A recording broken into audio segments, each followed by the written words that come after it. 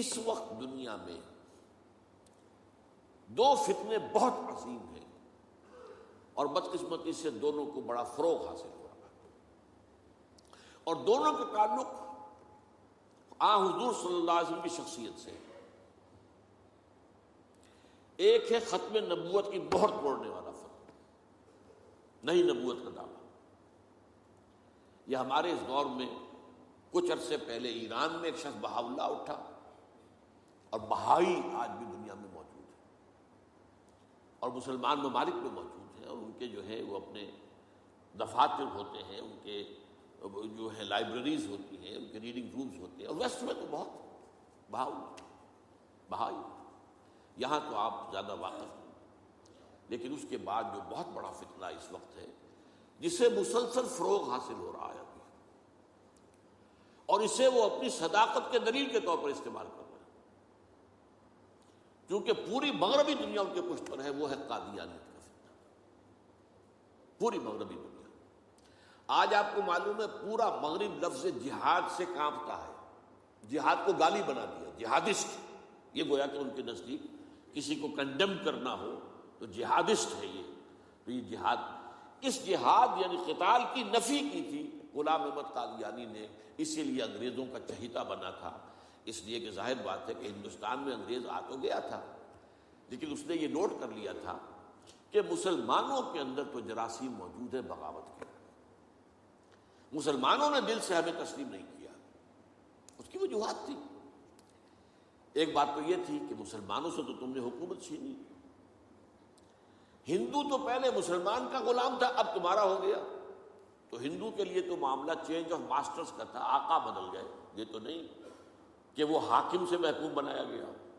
جبکہ مسلمان حاکم سے محکوم بنائے گئے تو ان کے اندر تو لازماً ایک بدلہ لینے کا جذبہ، انتقام کا جذبہ، اپنا کھویا ہوا مقام حاصل کرنے کا جذبہ جو ہے وہ موجود تھا۔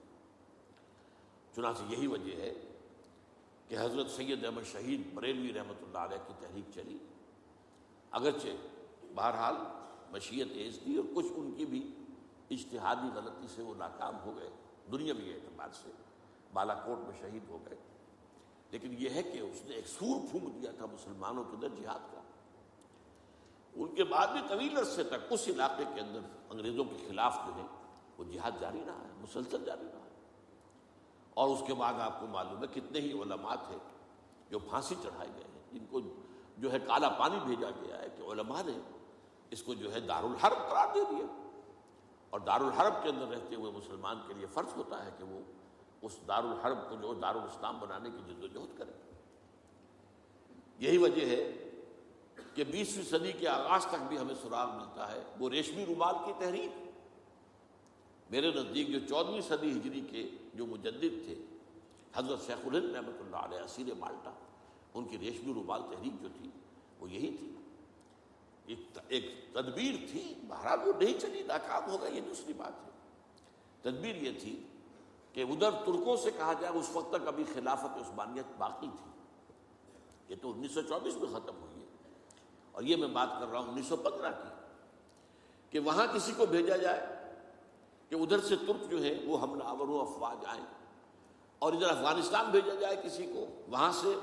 افغانستان سے مسلمان حملہ کریں اور ادھر اندر سے ہم بغاوت کریں تو انگریز کو یہاں سے اٹھا کر پھینک دیں۔ لیکن بات جو تھی، پھر میں کہوں گا مشیت ایسی کا بھی معاملہ ہوتا ہے۔ حضرت شیخ الہند خود گئے تھے ترکی سے مدد لینے کے لیے، پہلے وہاں حجاز گئے، اس لیے کہ حجاز میں ابھی مدینہ منورہ میں ترک گورنر موجود تھا، ابھی جو ہے وہ شریف حسین جو تھا جس نے بغاوت کی تھی ترکوں کے خلاف، مکے پر تو اس کا قبضہ تھا، مدینے پر نہیں تھا، تو وہاں گورنر جو ہے ترکی کے خلافت عثمانیہ کے موجود تھے، ان سے ملاقات کی اور آگے جانے کا فیصلہ بھی تھا۔ لیکن اسی اثناء میں مخبری ہو گئی، اور شریف حسین والی مکہ نے، جس کی یہ نسل ابھی تک چل رہی ہے، یہ جو اردن کا بادشاہ بیٹھا ہوا ہے، یہ اسی کا پڑ پوتا سمجھ لیجیے، یا پڑ پوتا یا سگڑ پوتا، یہ وہ نسل ہے ہاشمی، ہاشمائٹ۔ اس نے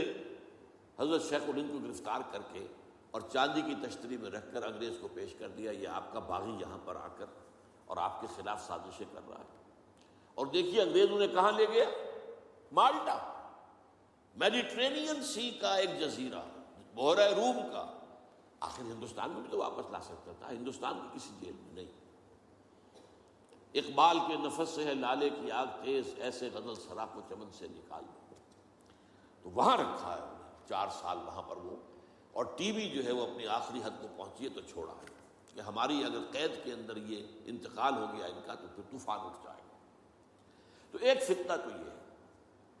جو ختم نبوت کا، چونکہ اس قتال کے خلاف فتویٰ دیا تھا، دین کے لیے حرام ہے اب دوستو قتال، قتال فی سبیل اللہ ختم ہو گیا، لہذا انگریزوں نے ان کا چہیتا بنا اور ان کو فتنے، آج بھی پورا ویسٹ جو ہے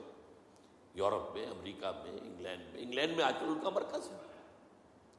اور ان کے خطبے جو ہے اس کے امام جو کہلاتا ہے خلیفہ، وہ آپ کو معلوم ہے کہ وہ سیٹلائٹس کے اوپر جو ہے وہ نشر ہوتا ہے۔ دوسرا فتنہ جو ہے جو اپنی تاثیر کے اعتبار سے اس پہلو سے اس سے بھی زیادہ خطرناک ہے کہ وہ زیادہ پھیل رہا ہے اور اس کا ادراک اور احساس نہیں ہے۔ ختم نبوت کا معاملہ تو ایسا ہے جو اتنا واضح ہے، کسی کا نبوت کا دعویٰ کرنا اتنا واضح ہے کہ ہر مسلمان سمجھ لے گا کہ واقعی وہ تو دائرہ اسلام سے خارج ہو گئے، اور جو اسے مانے وہ دائرہ اسلام سے خارج ہے۔ چنانچہ یہ فیصلہ جو ہے ہمارے ہاں آپ کو معلوم ہے سرکاری سطح پر، حکومت کی سطح پر، ریاست کی سطح پر، پارلیمنٹ نے طے کیا کہ قادیانی خواہ وہ ربوائی ہے اصل قادیانی، خواہ وہ لاہوری ہے جو لاہوری احمدی اپنے آپ کو کہتے ہیں، وہ دونوں دائرہ اسلام سے خارج ہیں۔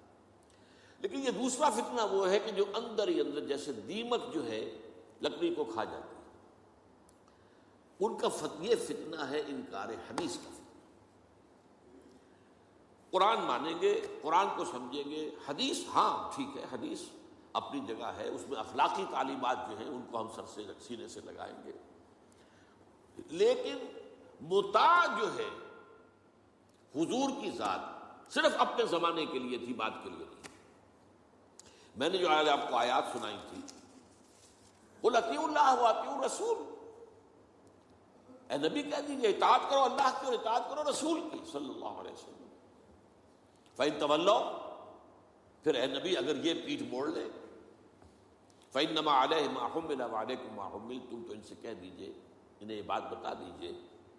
کہ جو ذمہ داری ہم نے ڈالی اپنے رسول پر وہ اسی کے مسئول ہوں گے، جو ذمہ داری تم پر پڑی ہے اس کے مسئول تم ہو گے۔ وَإِن تُطِيعُوهُ تَهْتَدُوا، اور اگر تم ان کی اطاعت کرو گے تبھی تم ہدایت پر ہوگے۔ دوسرا سورۃ تغابن کی آیت میں نے آپ کو سنائی تھی، وَأَطِيعُوا اللَّهَ وَأَطِيعُوا الرَّسُولَ فَإِن تَوَلَّيْتُمْ فَإِنَّمَا عَلَىٰ رَسُولِنَا الْبَلَاغُ الْمُبِينُ،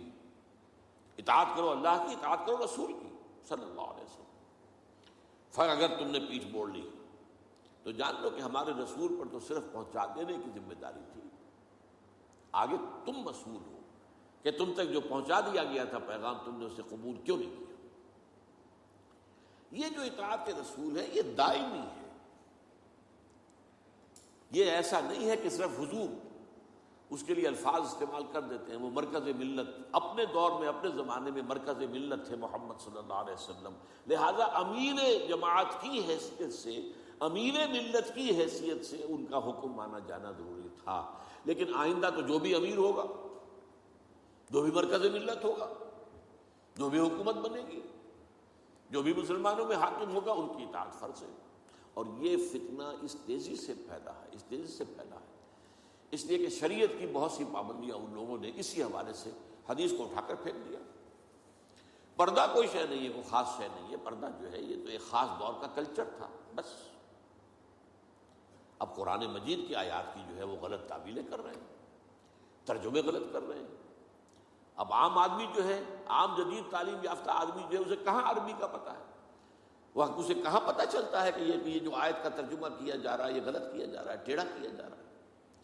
یہی آیات کے ترجمے میں تحریف قادیانیوں نے کی ہے۔ ان کا ایک عام مبلغ اور ان کے زیر اثر کوئی شخص آئے آپ سے بات کرے، آپ ہکا بکا رہ جائیں گے، وہ آیتوں پر آیتیں پیش کرے گا، لیکن ترجمے اس کے غلط کر رہے ہیں۔ آخر وہی آیتیں ہیں جو 1400 برس تھے مسلمان جو ہیں صحابہ سے لے کر اور ہمارے دور تک علماء پڑھتے آئے ہیں، ان کا ترجمہ انہوں نے کیا۔ تو یہاں پر بھی یہ ہے کہ وہ تعویلیں غلط کرتے ہیں، اور ایسی ایسی تعویلیں کہ ذرا سے بھی عقل اگر ہوتا کیا ہے، انسان کی مت ماری جاتی ہے۔ کسی خاص معاملے میں آپ کسی شخص سے متاثر ہو گئے، اب اس کی ہر بات آپ قبول کرتے جائیں گے، اس پر جو ہے تنقیدی نگاہ نہیں ڈالیں گے، یہ کمزوری ہے۔ چنانچہ ایسی ایسی تعویلیں بھی ہیں کہ یہ قرآن مجید میں جو آیا ہے کہ چور مرد ہو یا عورت ان کے ہاتھ کاٹ دیے جائیں، اس کا مطلب ہاتھ کاٹنا نہیں ہے، تو مولویوں نے خامخواہ غلط بات سمجھی ہے، تو بڑا وحشیانہ فعل ہے۔ اس کا مطلب یہ ہے ہاتھ کاٹ دو، جیسے کہ کبھی والدین کہتے ہیں اپنے بیٹے، بیٹے تم نے تو ہمارے ہاتھ کاٹ دیے، یعنی کوئی معاملہ ایسا ہے کہ تم نے ایسی بات کر دی ہے کہ اب ہمارے پاس کچھ نہیں رہا، کوئی چارہ کاری نہیں، تو گویا کہ تم نے ہمارے ہاتھ کاٹ دیے۔ تو ایسا معاشرہ پیدا کر دو کہ چوری کی ضرورت ہی نہ ہو، بس یہ ہے ہاتھ کاٹ دینا، معاذ اللہ۔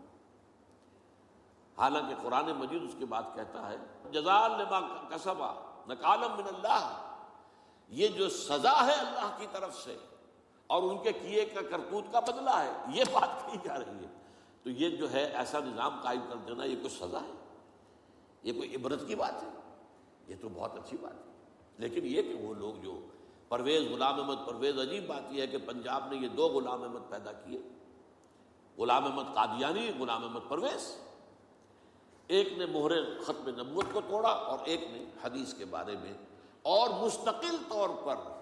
سنت رسول کو شریعت کے بنیاد ہونے کی حیثیت سے چیلنج کر دیا۔ اور یہ فتنہ میں آپ سے عرض کر رہا ہوں، آج چونکہ جیسے قادیانیوں کو پوری مغرب کی سپورٹ ہے، ایسے اس فتنے کو بھی، کیونکہ وہ کلیش آف سویلائزیشن میں اسلامی تہذیب کو ختم کرنے کے درپے ہو گئے ہیں، اور اسلامی تہذیب کا اور شریعت کا دار و مدار اکثر و بیشتر تو حدیث پر ہے، سنت پر ہے، لہذا وہ دین کی جڑ کاٹنے کے لیے یہ جو انکار حدیث کا فتنہ، یہ استخفاف حدیث کا فتنہ ہے، اس کو سپورٹ کر رہے ہیں۔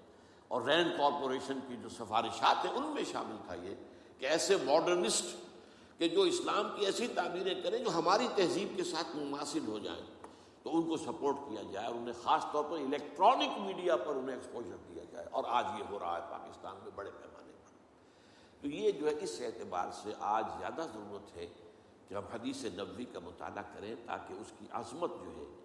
وہ ہمارے دلوں میں جاگزی ہو جائے، اور حضور صلی اللہ علیہ وسلم کے ساتھ ایک محبت کا اشتوا جو ہے رشتہ مضبوط ہو جائے۔